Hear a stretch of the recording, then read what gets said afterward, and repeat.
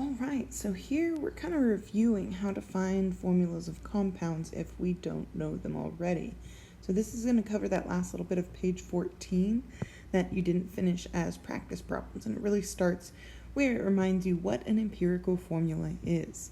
So empirical formulas, if you remember, are the simplest whole number ratio of the elements and atoms in a compound. And so those numbers, those subscripts in a compound are what we're trying to find.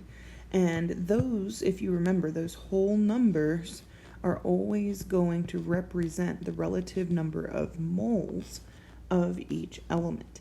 So that's really going to be the key to all of this, is understanding that that ratio comes from moles.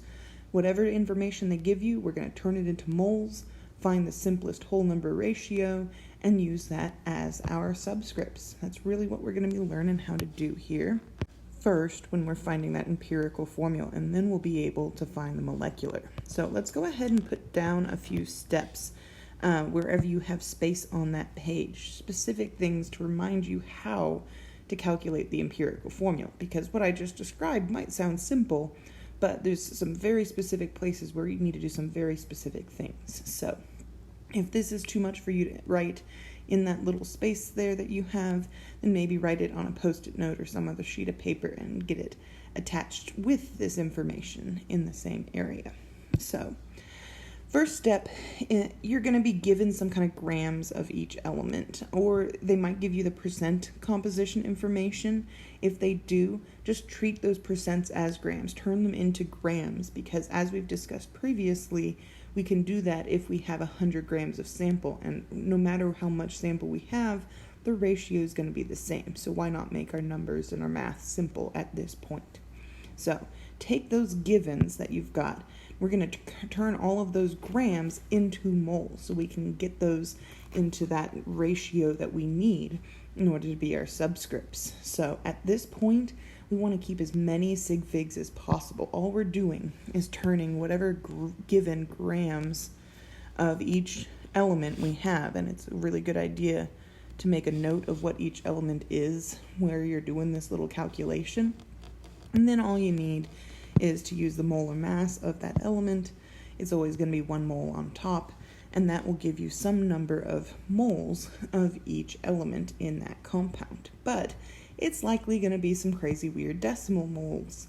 So what we do next is really important, and people always forget it, but we have to divide all of those mole numbers by whichever one is the smallest.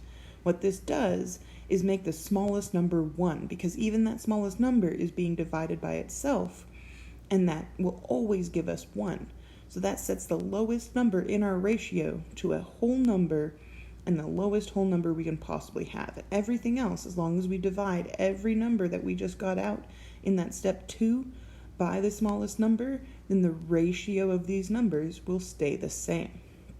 Now, we've technically got our ratio, but they might not all be whole numbers. If things turn out nicely and, the problems or the test writers are being nice to us, then they'll be whole numbers. But if they're not, we might need to do a little bit of work to make them whole numbers. The only numbers that we can round are something that is within 0.1 of the whole number here, or answers to 4. If it is anything more than that, if it's even like 0.25 or like 0.8-ish or 0.75-ish, that's when we're going to start changing this ratio to make them keep the same ratio, multiply all of them by the same number, but multiply it by some number that will cancel out that fraction, that decimal that we have. So if you notice here, when we're close to 1/2, 1/2, we're multiplying by 2, because doing that, the 2 on top and bottom cancel, and we're likely to end up with a whole number. If we have something close to 1/3 or 2/3, then we're multiplying by 3. If we have something close to 1/4 or 3/4, then we're multiplying by 4. And that will get rid of those denominators, make things into whole numbers while keeping the ratio the same. So those final numbers that we get out, those whole numbers in that ratio, are going to be the subscripts in our empirical formula. So it seems like a lot, but really it is just finding moles, making the ratio nice whole number ratio. So back to here where we were talking about molecular formulas in addition to empirical formulas. What this shows us and reminds us is that the molecular formula is the exact formula or the true formula that substance exists in nature. And that is always going to be some multiplier, some version of the empirical formula. And sometimes, in some cases, it is the same as the empirical formula. But sometimes it is some number of times larger, like 2 times larger or 5 times larger than that empirical formula. And all we need to do in order to figure out how many times bigger that molecular formula is than the empirical is to do a little bit of division using the masses. You will have to be told what the molecular formula's mass is. And sometimes that's just called the formula mass because it's the mass of the thing you would actually write out as a formula, the way it really exists. So you would have to be given this number. And then in most problems, you're going to be finding the empirical formula first. So you're going to have to calculate this and compare it to whatever molecular formula mass you're given. Do this division, molecular divided by empirical, and that'll tell you that number of times larger your molecular formula is. This is sometimes called the molecular multiplier, because that tells you how many times to multiply your formula to get the molecular formula. So that's really a much simpler process than the empirical formula, but most of the time they're going to be tied together. So let's go ahead and do a couple of examples. This first one gives us some grams of iron and oxygen and asks us to just find the empirical formula of this compound. All right, so to start this problem off, we're going to take that information given in our problem for both elements. Iron's 11.69 grams divided by its molar mass. Put 1 mole on the top, and then do the same with that 5.01 grams of oxygen with its molar mass on the bottom and 1 mole on the top. Now, when we find both of these answers, we're keeping as many significant figures as possible. Just, 5 or so is probably plenty. If things start to get messy, we can always come back and add a couple more. And this is technically our ratio of elements, but it's not anywhere near a nice whole number ratio. So that's where we find whichever one of these answers was the smallest, and we divide both by that smallest answer. So the smallest divided by itself is 1, and then when we take our oxygen number divided by that, we get 1.5. Now this is a lot closer to a whole number ratio, but we can't just round that 1.5. It's not close enough to a whole number. So something 0.5, that means we're going to be multiplying by 2 to turn that into a whole number.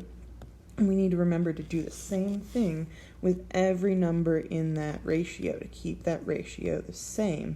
Just make it a true whole number ratio.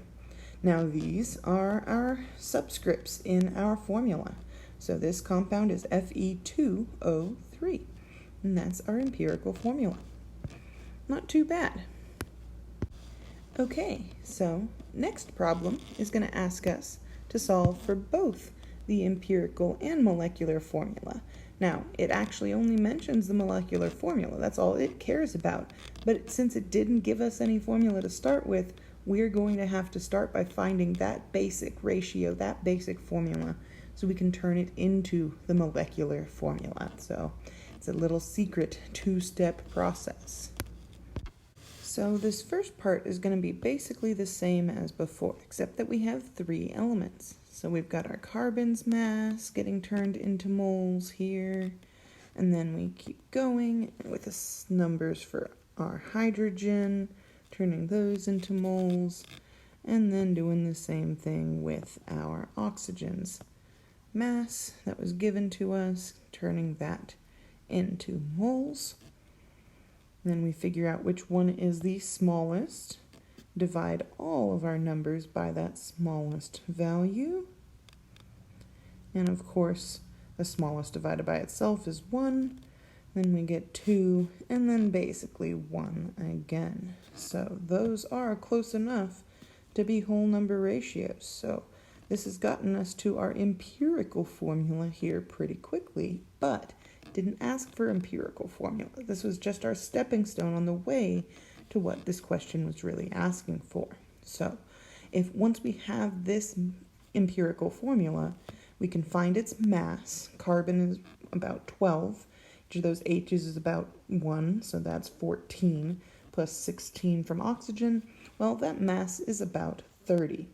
And if it told us earlier that the formula mass was 180, that means that our true molecular formula weighs 180, then 180 divided by 30 means that we need to make this empirical formula 6 times larger. And if we just multiply that through, we had 1C before, now we have 6. 2 H's turns into 12, and then 1 O turns into 6. So C6H12O6 is our molecular formula.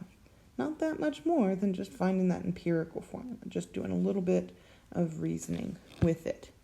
So this last question I am going to leave up to you to work out. It's back to being just 2 elements, and it is only asking you to find the empirical formula. So if you do it right, you shouldn't even have to do any kind of crazy multiplying in order to get this to be a whole number ratio. Just finding those moles should get you that empirical formula pretty quick and simple. So come to class with questions if you got them, and we're going to take this an extra step or 2 farther in class.